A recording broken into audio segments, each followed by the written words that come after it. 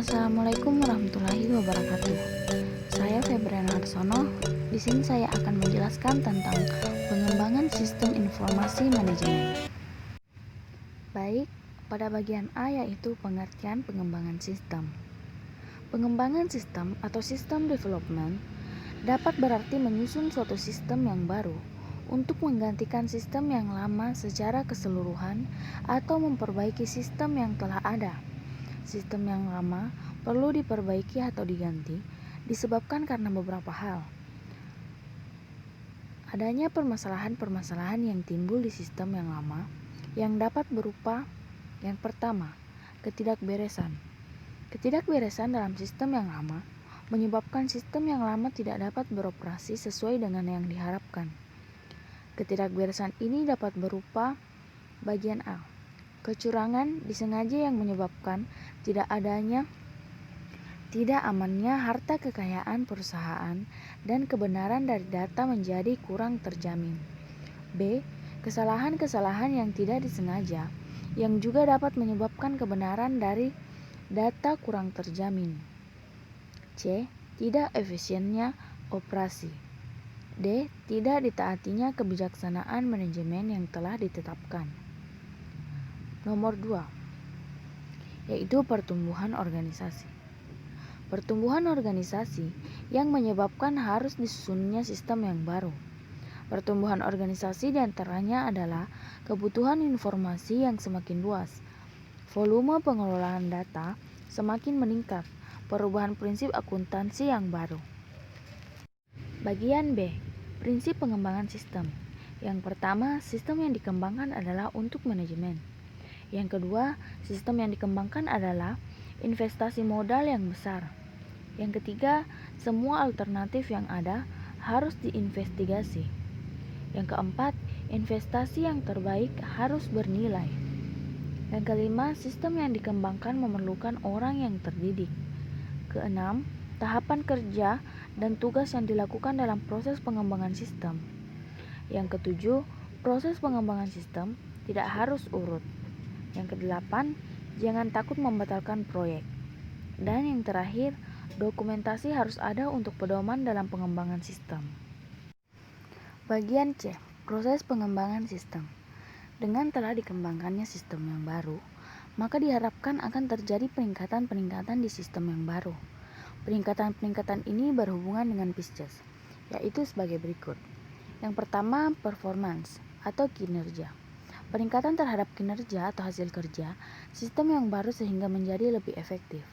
Yang kedua, information atau informasi. Peningkatan terhadap kualitas informasi yang disajikan. Yang ketiga yaitu ekonomi atau ekonomis. Peningkatan terhadap manfaat-manfaat atau keuntungan-keuntungan atau penurunan-penurunan biaya yang terjadi. Keempat, kontrol atau pengendalian. Peningkatan terhadap pengendalian untuk mendeteksi dan memperbaiki kesalahan-kesalahan serta kecurangan-kecurangan yang akan terjadi. Yang kelima adalah efisiensi atau efisiensi. Peningkatan terhadap efisiensi operasi. Efisiensi berbeda dengan ekonomis. Bila ekonomis berhubungan dengan jumlah sumber daya yang digunakan, efisiensi berhubungan dengan bagaimana sumber daya tersebut dari outputnya dibagi dengan inputnya. Yang terakhir yaitu servis atau pelayanan. Peningkatan terhadap pelayanan yang diberikan oleh sistem. Suatu sistem yang akan diterapkan dalam suatu organisasi biasanya akan melalui tahapan-tahapan sebagai berikut. Yang pertama, analisis sistem. Yang kedua, perancangan atau desain sistem. Yang ketiga, implementasi sistem. Yang keempat, manajemen sistem. Dan yang kelima yaitu evaluasi sistem. Baik, kita masuk pada bagian D. Siklus, metode dan teknik pengembangan sistem. Dengan berkembangnya teknologi yang sangat pesat dewasa ini, di mana hampir semua sektor kehidupan memanfaatkan dan tergantung kepada kemajuan teknologi, khususnya teknologi komputer.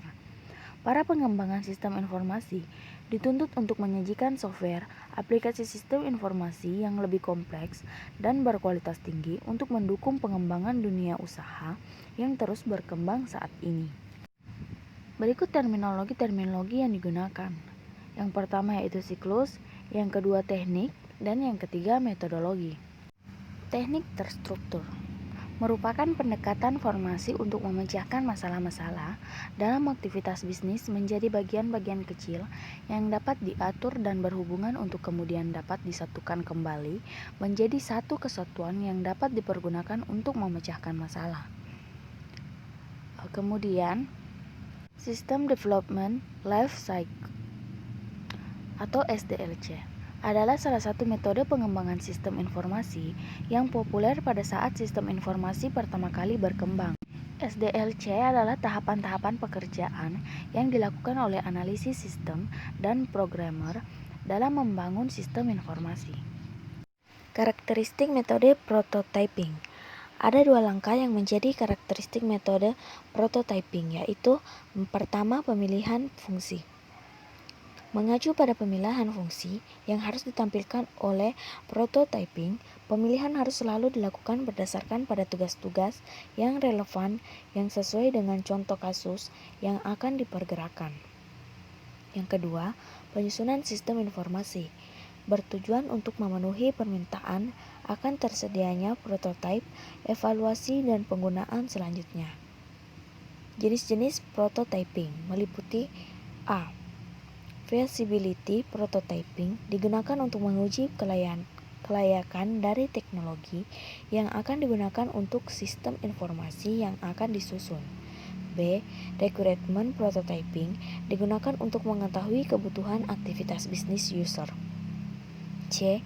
Desain prototyping digunakan untuk mendorong perancangan sistem informasi yang akan digunakan. D. Implementation prototyping merupakan lanjutan dari rancangan prototype. Prototype ini langsung disusun sebagai suatu sistem informasi yang akan digunakan. Keunggulan dan kelemahan metode prototyping. Keunggulannya yang pertama, end user dapat berpartisipasi aktif. Yang kedua, penentuan kebutuhan lebih mudah diwujudkan.